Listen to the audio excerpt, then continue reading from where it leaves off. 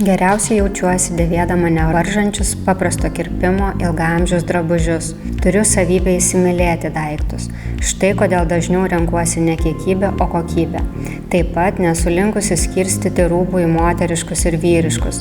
Asmeninė patirtis byloja, kad nesijaučiu mažiau moteriška dėvėdama iš vyro spintos pasiskolintą rūbą. Spalvų mano deriniuose nedaug. Dažnai pajuokauju, kad esu labai spalvota vidumi, tad visai neturiu poreikės spalvinti savęs išorėje.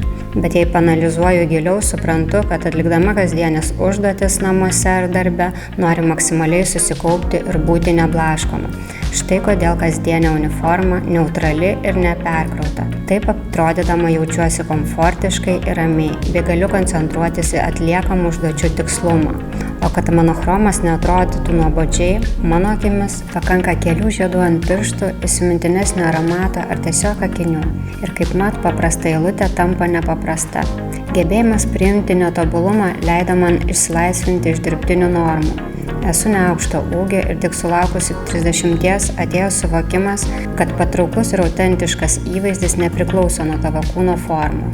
Stengiuosi su šiuo suvokimu keliauti per savo ir kitų gyvenimus.